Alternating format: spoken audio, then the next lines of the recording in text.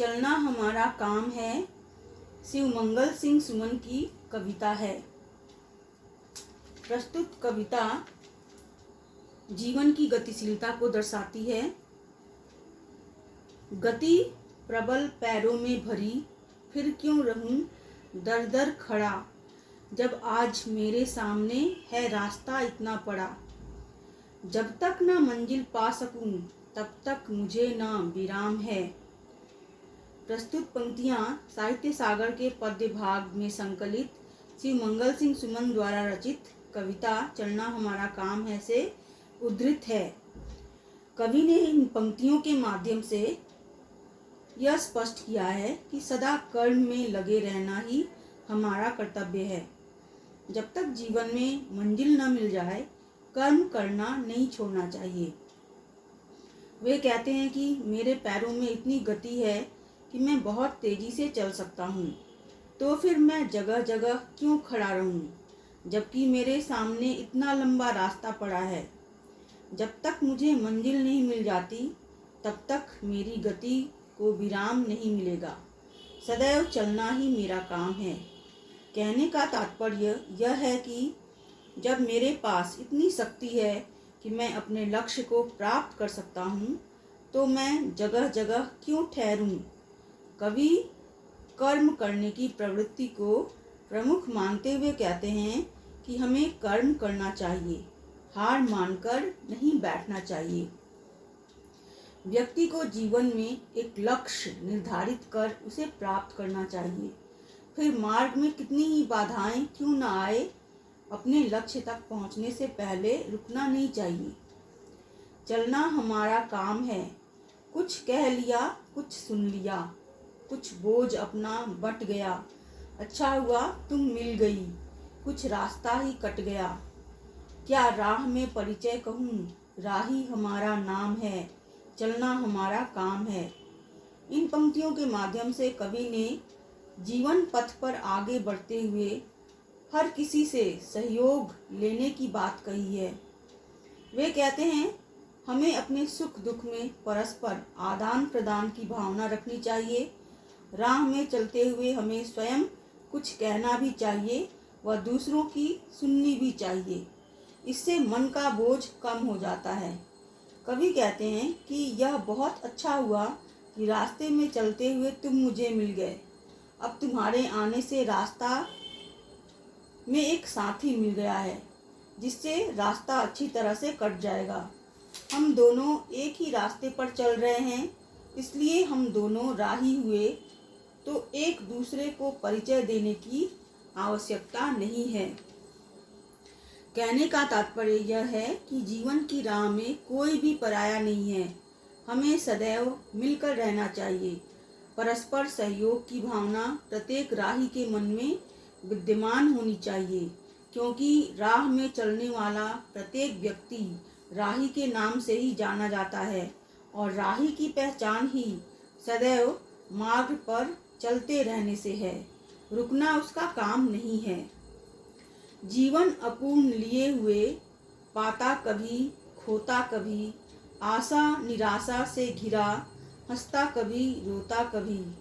गति मति न हो अवरुद्ध, इसका ध्यान आठों याम है, चलना हमारा काम है।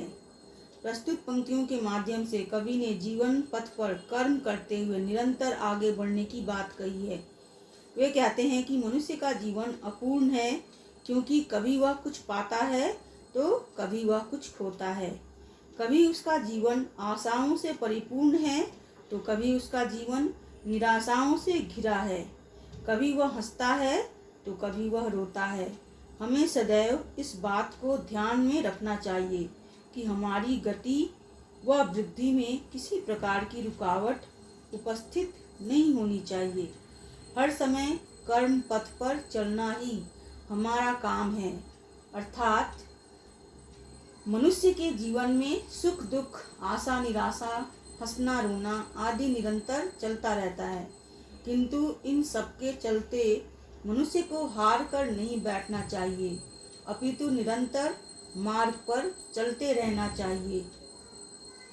इस विशद विश्व प्रवाह में किसको नहीं बहना पड़ा, सुख दुख हमारी ही तरह किसको नहीं सहना पड़ा। फिर व्यर्थ क्यों कहता फिरूं, मुझ पर विधाता वाम है, चलना हमारा काम है। प्रस्तुत पंक्तियों के माध्यम से कवि ने स्पष्ट किया है कि सभी के जीवन में दुख व परेशानियां आती हैं, परंतु उनके लिए ईश्वर को जिम्मेदार नहीं मानना चाहिए। वे कहते हैं कि इतने बड़े संसार में ऐसा कौन है जिसे इस संसार की धारा में बहना नहीं पड़ता। हमारे ही समान सभी के जीवन में सुख दुख का सिलसिला निरंतर गतिमान रहता है। ऐसा कौन है जिसे यह सहना नहीं पड़ता।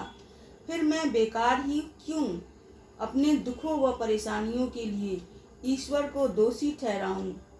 मैं राही हूँ और निरंतर चलते रहना ही मेरा काम है। अर्थात सुख दुख सभी के जीवन में चलता रहता है। यह तो संसार की गति है जिसमें सभी को बहना पड़ता है। कवि के अनुसार हमें अपने दुखों व परेशानियों के लिए ईश्वर को जिम्मेदार नहीं मानना चाहिए, अपितु निरंतर मार्ग पर चलते हुए समस्याओं का समाधान करना चाहिए। मैं पूर्णता की खोज में दर दर भटकता ही रहा, पर हो निराशा क्यों मुझे, जीवन इसी का नाम है, चलना हमारा काम है। इन पंक्तियों के माध्यम से कवि ने स्पष्ट किया है कि जीवन में कर्म पथ पर आगे बढ़ते हुए अगर समस्याओं का सामना करना पड़े तो भी हमें घबराना नहीं चाहिए। कवि कहते हैं कि मैं पूर्णता की तलाश में सदैव दर दर भटकता रहा, क्योंकि संसार में पूर्णता विद्यमान ही नहीं है। पूर्णता की तलाश में मेरा मार्ग सदैव कठिनाइयों से परिपूर्ण रहा। कवि के अनुसार हमें मार्ग में आने वाली कठिनाइयों से निराश नहीं होना चाहिए। सुख दुख का आना जाना तो लगा रहता है। हमें सदैव कठिनाइयों का सामना करते हुए निरंतर कर्म पथ पर अग्रसर रहना चाहिए। जीवन इसी का नाम है। अर्थात कहने का तात्पर्य है कि मनुष्य का पूर्णता की तलाश करना व्यर्थ है, क्योंकि मनुष्य की यह तलाश कभी पूर्ण हो ही नहीं सकती। संसार में ऐसी कोई वस्तु नहीं है जिसे पाकर व्यथित संतुष्ट हो जाए या उसकी इच्छाएं समाप्त हो जाएं।